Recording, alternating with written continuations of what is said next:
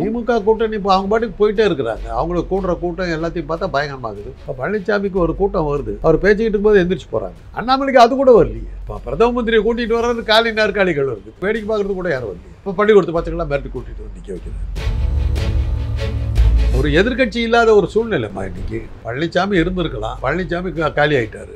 ஒன்றுமே இப்போ ஸ்டாலின் ஒன்றும் பேச வேண்டியதே இல்லை. நான் வேணான்னாக்கா மோடியும் அண்ணாமலையும் வருவாங்க, அவ தயாரா அப்படின்னு கேட்டு போயிட்டா போதும். பிரச்சாரத்துக்கு நேரமே செலவு பண்ணுவாங்க.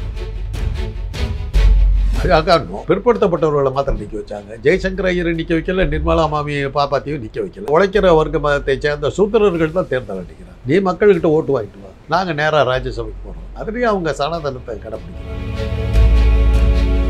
இன்னைக்கு இருக்கிற சூழ்நிலையில் அவங்களுக்கு குஜராத்திலேயே தகராறு அடிக்குங்கிற மாதிரியான கருத்து கணிப்புகள்லாம் வருது. அங்கேயும் வாக்கு எந்திரங்களை சரி பண்ண வேண்டிய கட்டாயத்துக்கு அவங்க ஆளாயிட்டதுனால தான் அவங்க தமிழ்நாட்டு பக்கம் இன்னும் அந்த பெரிய தலைகள்லாம் மாறுறாங்க.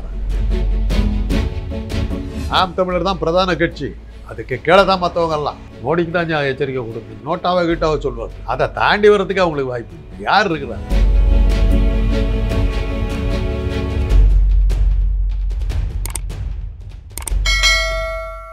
சார் வணக்கம் சார்.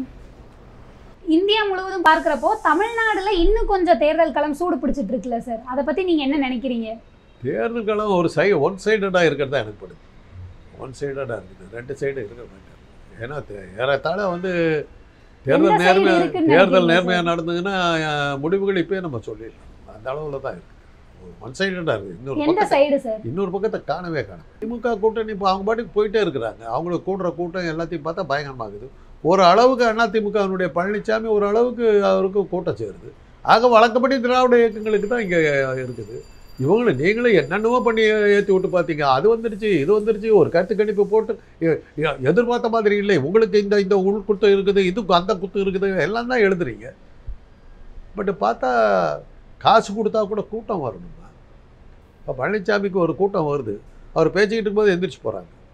அது நல்லாவே தெரியுது. இருந்தாலும் ஒரு கூட்டம் வந்து அண்ணாமலைக்கு அது கூட வரலையே. இப்போ பிரதம மந்திரியை கூட்டிகிட்டு வர்றது காலி நாற்காலிகள் இருக்குது, பார்க்கறதுக்கு யாரும் வேடிக்கை பார்க்குறது கூட யாரும் வரலையே. அப்போ பள்ளிக்கூடத்து பசங்களாம் மிரட்டி கூட்டிகிட்டு வந்து நிற்க வைக்கிறாங்க. அதான நிலைமை. ஸோ இங்கே வந்து தேசியங்கள்லாம் வர்றதுக்கு வாய்ப்பே இல்லை. விந்திய மலைக்கு கீழே அவங்க இல்லைங்கிறது அவங்களுக்கு தெரியும். இன்றைக்கி இருக்கிற சூழ்நிலையில் அவங்களுக்கு குஜராத்திலேயே தகராறு அடிக்குங்கிற மாதிரியான கருத்து கணிப்புகள்லாம் வருது. அங்கெல்லாம் கான்சென்ட்ரேட் பண்ண வேண்டிய கஷ்டம் இருக்கிறதுனால தான், அங்கேயும் தேர்தல் வாக்கு எந்திரங்களை சரி பண்ண வேண்டிய கட்டாயத்துக்கு அவங்க ஆளாயிட்டதுனால தான் அவங்க தமிழ்நாட்டு பக்கம் இன்னும் அந்த பெரிய தலைகள்லாம் வர தயங்குறாங்க. சார், இந்த தேர்தலில் திமுகவுடைய நிலைப்பாடு என்ன சார்? அவங்க இன்றைக்கி சௌகரியமாக உட்காந்துருக்கிறதா இருக்காங்க. ஆனால் ஜாக்கிரதையாக இருக்கும். எப்போவுமே ஒரு மெத்தனை வந்ததுன்னா படுத்து தூங்க தோணும். தூங்கிட்டு இருக்கும்போது என்ன வேணாலும் நடந்தாலும் ஜாக்கிரதையாக இருக்கும். இந்த கருத்து கணிப்புகள் எல்லாம் பார்த்துட்டு மயங்கிடக்கூடாது. உங்களுடைய வேலையை நீங்கள் செய்யணும், அவ்வளோதான். இன்றைக்கி வந்து மக்கள் பெருசாக எதிர்பார்க்குறாங்க. ஒரு பாஜகங்கிற ஒரு ராட்சசங்கிட்டிருந்து காப்பாற்றுறதுக்கு வந்த அவதாரமாக தான் திமுகவை நினைக்கிறாங்க. திமுக கூட்டணி, இந்தியா கூட்டணியும் அப்படி தான் நினைக்கிறாங்க. இந்த அசுரங்கிட்டிருந்து இந்த ராட்சசங்கிட்டிருந்து காப்பாற்ற வேண்டிய பொறுப்பு இவங்களுக்கு இருக்குதுங்கிற மாதிரி தான் பார்க்குறாங்க. எந்த கட்சி திமுகவுக்கு பெரிய டஃப் கொடுக்கும்? அப்படி எதுவும் இருக்கிற மாதிரி தெரியலையே. பழனிசாமி இருந்திருக்கலாம், பழனிசாமி காலி ஆகிட்டார். ஒரு எதிர்கட்சி இல்லாத ஒரு சூழ்நிலைமா இன்னைக்கு. அது ஒன்றுமே இப்போ ஸ்டாலின் ஒன்றும் பேச வேண்டியதே இல்லை. நான் வரலன்னாக்கா அண்ணாமலையும் இவர் மோடியும் வருவாங்க, யார் வேணும் நீங்கள் யோசிச்சிங்கன்னு சொல்லிட்டு அவர் பாட்டு போயிட்டா போதும். அண்ணாமலை ஃபோட்டோவையும் மோடி ஃபோட்டோவையும் பார்த்தாவே என்ன தோணும் உங்களுக்கு? ஐயோ அப்பா ஆளை விடு, ஸ்டாலின் ஐயா நீங்களே தயவுசெய்து இருங்கன்னு வேறு ஒன்றுமே சொல்ல வேணாம். நான் வேணான்னாக்கா மோடியும் அண்ணாமலையும் வருவாங்க, அவ தயாரா அப்படின்னு கேட்டு போயிட்டா போதும். பிரச்சாரத்துக்கு நேரமே செலவு பண்ண வேணாம். இவ்வளோ இது சொன்னால் போதும். மோடி படத்தையும் அண்ணாமலை படத்தையும் வச்சுக்கிட்டு நான் வேண்டாம் என்றால் இவர்கள் தான் அப்படின்னு காட்டிட்டு போனவே போதும். மக்கள் ஆட்டோமேட்டிக்காக ஸ்டாலினுக்கு வாக்கு போட்டுருவாங்க. வாக்கு இயந்திரங்கள் நேர்மையாக இருக்கும்.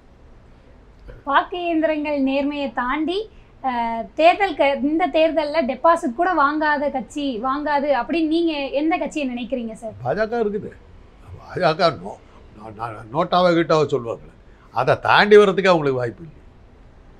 அப்படி யார் இருக்கிறா? கட்சியில் இருக்கிற அத்தனை தலைவர்கள் நிற்க வச்சுட்டாங்கம்மா. ஏன்னு கேட்டாங்க, தொண்டர்கள் இருந்தாலும் நிற்க வைக்கிறதுக்கு இருக்கிறதே இவங்க தான். நிற்க வைக்கிறதுக்கு ஒரு ஆள் இல்லை, எல்லாத்தையும் நிற்க வச்சுட்டாங்க.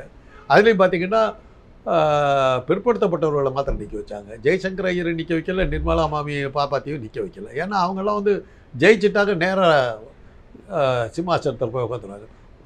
பிழைக்க வேண்டிய உழைக்கிற வர்க்க மதத்தை சேர்ந்த சூத்திரர்கள் தான் தேர்தல் அடிக்கிறாங்க. நீ மக்கள்கிட்ட ஓட்டு வாங்கிட்டு வா, நாங்கள் நேராக ராஜ்யசபைக்கு போகிறோம் அப்படின்னு போகிறாங்க. அதுலேயும் அவங்க சனாதனத்தை கடைப்பிடிக்கிறாங்க. சார் பாஜக நோட்டா கூட வாங்காதுன்றீங்க. ஆனால் அவங்களுடைய பிரச்சாரங்கள்லாம் பார்த்தோம் அப்படின்னா, இல்லை பிரச்சாரங்களை தாண்டி வேட்பாளர்களே வந்து பரிச்சயமான முகங்களை தான் நிப்பாட்டியிருக்காங்க. அவங்க எப்படி எதை வச்சு நீங்கள் சொல்கிறீங்க அவங்க நோட்டாவே வாங்க மாட்டாங்க? பரிச்சயமான முகங்கள் இவர் தான் பூலந்தேவி அப்படின்னு காட்டுறீங்க. பரிச்சயமான முகம்தான், அதுக்காக ஓட்டு போடுவாங்களா? இந்த ஆள் தான் வருவா, நான் தான் சொல்கிறேன்னு.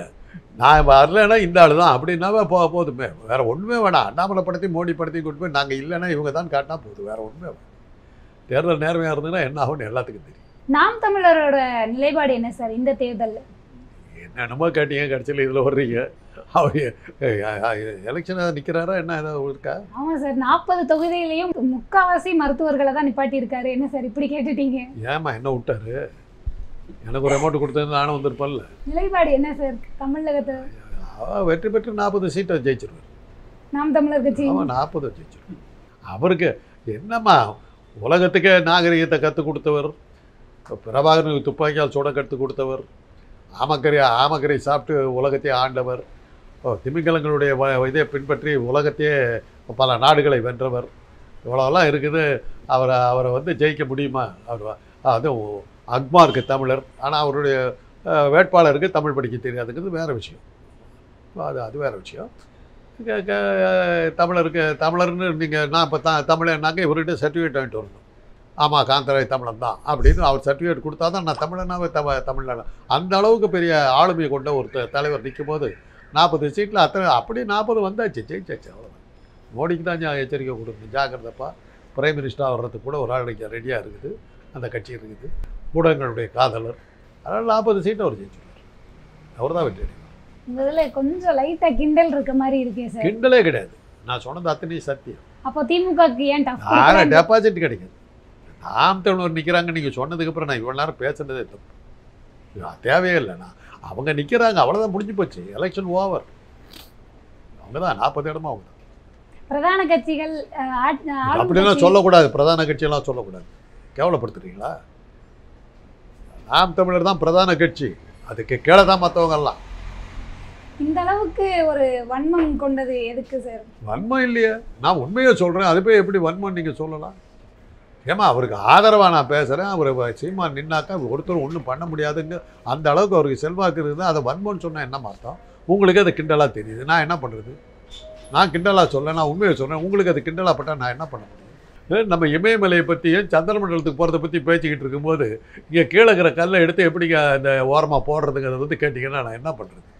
நேற்றைய தினம் வந்து காங்கிரஸில் வந்து அவங்களுடைய மேனிஃபெஸ்டோலாம் வெளியிட்டிருந்தாங்க. அதை பற்றி நீங்கள் என்ன சார் நினைக்கிறீங்க? மேனிஃபெஸ்டோ வெளியிடணும். மேனிஃபெஸ்டோ ரொம்ப சிம்பிளாக ஒரே வரியில் போட்டிருக்கலாம், இவ்வளோ டீப்பாக எழுதியிருக்க வேண்டியது. பாஜக செய்த தவறுகளை நாங்கள் சரி செய்வோம்னு ஒரு வார்த்தை சொல்லிட்டு தான் முடிஞ்சு போகுது. பாஜக செய்யாத தவறு என்ன இருக்குது? யாரை விட்டுருக்காங்க? மாணவருடைய படிப்பை கெடுத்தாங்க, படிப்பே இது பண்ணல, வேலை வாய்ப்புகளே இல்லாமல் பண்ணாங்க, பொருளாதாரத்தை வீழ்ச்சி அடைஞ்சிது, பெட்ரோல் விலை இதெல்லாம் இப்போ எங்கேயோ போயிடுச்சு, பெண்கள் சமையல் பண்ண முடியாத அளவுக்கு கேஸ் விலை எங்கேயோ ஏறி போச்சு, ஒரு தொழிற்சாலை தொடங்கலை, ஒன்றும் இல்லை, ஒரு முன்னேற்றம் கிடையாது, எதுவுமே கிடையாது. அப்படிப்பட்ட ஒரு ஆட்சியை வந்து 10 வருஷமாக உட்காந்துட்டு இருக்காங்க, ஏதோ சாமர்த்தியத்தில் உட்காந்துட்டு இருக்காங்க. இதையெல்லாம் நாங்கள் சரி செய்வோம்னு ஒரே வரியில் முடிச்சிடலாமே. தேர்தல் இது அறிக்கை ஒன்றும் பெருசாக விடவே வேண்டியதில்லை. மோடி செய்த தவறுகளை நாங்கள் சரி செய்வோம்னு சொன்னால் முடிஞ்சு போச்சு. எல்லாத்துக்குமே நல்லதாகிடும், பிறக்கிற குழந்தை உட்பட. அதான் அன்றைக்கி தான் சொல்லுவாங்க, சுடுகாட்டில் இருந்து தொட்டில் ஆரம்பிச்சு சுடுகாடு வரலும் இவங்க ஊழல் செய்யாத இடமே இல்லைங்கிற அளவுக்கு வந்துடுச்சு. மோடி செய்த தவறுகளை நாங்கள் சரி செய்வோம்னு ஒரே வரியில் முடிச்சிடலாம்.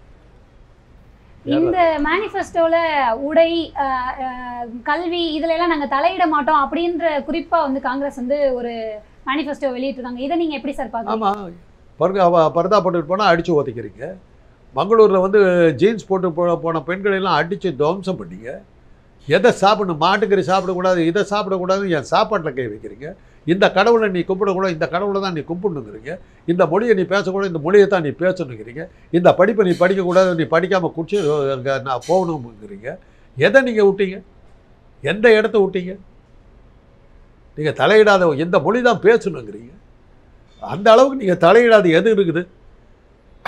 அதையெல்லாம் நாங்கள் சரி செய்வோங்கிறத அவங்க சொல்கிறாங்க.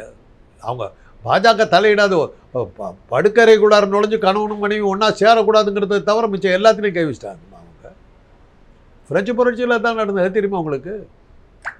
ஒரு ஃப்ரெஞ்சு ஒரு இவனும் மனைவி கணவன் ஒருத்தர் கல்யாணம் பண்ணிட்டாங்கன்னா அந்த மனைவி முதல்ல வந்து அந்த ஃப்ரெஞ்சு இவங்க பிரபுக்கள்கிட்ட போய் படுத்துட்டு தான் கணவன்கிட்ட வர முடியும். அந்த கொடுமையெல்லாம் நடந்தது. அதுக்கப்புறம் தான் அவங்கள வந்து கில்லட்டினில் போட்டு துண்டு துண்டாக வெட்டினாங்க. ஏறத்தாழ அதுதான் இங்கே நடந்துக்கிட்டு இருக்குது. அதானே இங்கே நடந்துக்கிட்டு இருக்குது. உணவு இருக்குதா? உணவு உங்களுக்கு கிடைக்குதா? வேலை வாய்ப்பு இருக்குதா? தொழிற்சாலைகள் இருக்குதா? படிப்பு இருக்குதா? என்ன இருக்குது? என்ன இந்த 10 ஆண்டுகளில் நீங்கள் என்னத்தை அனுபவிச்சிங்க? இந்த ட்ரெஸ்ஸை போடக்கூடாதுன்னு வந்து அடிக்கிறதில்ல, இதை மாட்டுக்கறி திங்கக்கூடாதுங்கிறதில்ல. மாட்டுக்கறி தின்னுக்கிட்டு இருந்தவன் நீ சொல்கிற இன்றைக்கி மாட்டுக்கறி திங்கக்கூடாது. கற்பழிக்கிறது, பெண்களை கற்பழிக்கிறது டெய்லி வேலையாக இல்லை போச்சு. உன்னுடைய ஆட்சி இருக்கிற பாண்டிச்சேரியில் என்ன ஆச்சு? கதற அந்த பொண்ணை என்ன பண்ண நீ? உன்னுடைய கூட்டணியில் இருந்தபோது தானே வந்து பொள்ளாச்சி இது நடந்தது. இன்றைக்கி ஒரு அந்த கேஸ் போயிட்டு தானே இருக்குது. அந்த குற்றவாளிகள் எப்படி வர்றான்? ரெட்டை வர்ற கட்டிக்கிட்டு வர்றான். என்னமோ பெரிய சாதிக்க முடியாத சாதனை அதெல்லாம் உன் ஆட்சி காலத்தில் நடந்தது. அதெல்லாம் நாங்கள் நிறுத்துவோன்றது தான் இன்றைக்கி காங்கிரஸ் கூட்டணி சொல்லுது. அவ்வளோ சொன்னால் போதும். இதுக்கப்புறமா அவங்க ஜெயிக்கிறாங்கன்னா வாக்கு எந்திரத்தை பார்க்க வேண்டியது. அவள் தேர்தல் நடக்கிறத பற்றி ஐநா சபையை சந்தேகப்படுறாமா? இந்தியாவில் தேர்தல் நடக்கிற மாதிரி தெரியல. அதில் எல்லாமே எல்லா ஃப்ராடு வேலையும் நடக்குதுங்கிற மாதிரி ஐநா சபை தீர்மானம் போடுது.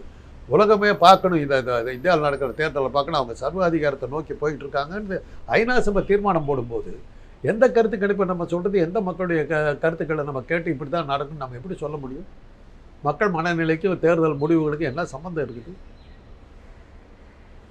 அப்படி பட்டவர்த்தனமாக செய்கிறாங்களாம்மா. கெஜ்ரிவாலை என்னத்துக்கு கைது பண்ணாங்க? அமலாக்கத்துறை என்ன பண்ணிக்கிட்டு இருக்குது? அவங்களே சொல்கிறாங்களே, மம்தா சொல்கிறாங்களே, இன்றைக்கி இதை எங்களோட சேரலைன்னா ஒன்று ஒருத்தர் உள்ள தேடுவேன்னு அதை எத்தனை பேர் சொல்லியிருக்காங்க. செந்தில் பாலாஜி எத்தனை தடவை சொன்னார், ஆதாரபூர்வமாக காட்டினார்ல. அமலாக்கத்துறை வந்து இன்னைக்கு சேர்றேன்னா இன்னும் கடுமையான நடவடிக்கைகள் எடுப்போம்னு சொல்லி மிரட்டினார். இப்படிப்பட்ட சூழ்நிலையில் இங்கே தேர்தல் நேர்மையாக நடக்கிறதுக்கான எந்த வாய்ப்புமே இல்லாத போது மக்கள் கருத்தை கேட்குறதுல என்ன பிரயோஜனம் இருக்குது? இப்போ நான் இப்போ தொண்டடிப்போ உங்ககிட்ட பேசுறது என்ன பிரயோஜனம் இருக்குது? மக்கள் தயாராக இருக்காங்கம்மா, தோக்கடிக்கிறதுக்கு மக்கள் தயாராக இருக்கிறாங்க. மக்களுடைய வாக்குகள் வந்து வேற, அந்த முடிவுகள் வேற, தேர்தல் ஆணையம் கொடுக்க போகிற முடிவுகள் வேறங்கும் போது நம்ம பேசி என்ன பிரயோஜனம்?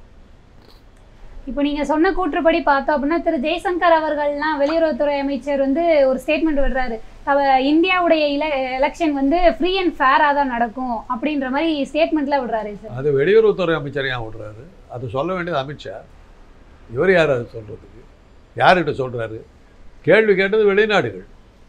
இதே தாம்மா இந்திரா காந்தி வந்து எமர்ஜென்சி அவசர நிலை இது பண்ணும்போது உலக நாடுகள்லாம் எதிர்த்து நின்றுச்சு, பதில் கொடுத்தாங்க. அதுக்கப்புறம் கொடுத்த அழுத்தத்துக்கு பிறகு தான் இந்திரா காந்தி மரியாதையாக எமர்ஜென்சி வித்ட்ரா பண்ணாங்க. நாங்கள் இருந்து பார்த்தோம். ஜெய்சங்கர் ஐயர் பிறந்தாரோ இல்லையோ தெரியல, அந்த ஐயர்கிட்ட சொல்லுங்கள். அன்றைக்கும் உங்கள் மாதிரி ஐயருங்க தான் இந்திரா காந்தி பின்னாடி சுற்றிக்கிட்டு எல்லா ஆட்டமும் போட்டவங்க அவங்க தான். அந்த அனுபவம் உங்கள் தாத்தாவை கேட்டிங்கன்னா தெரியும்.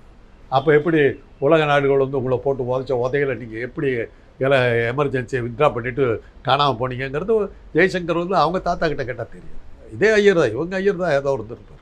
அரசியல் களம் குறித்து பல்வேறு தகவல்களை எங்களோட பகிர்ந்துகிட்டதுக்கு ரொம்ப நன்றி சார்.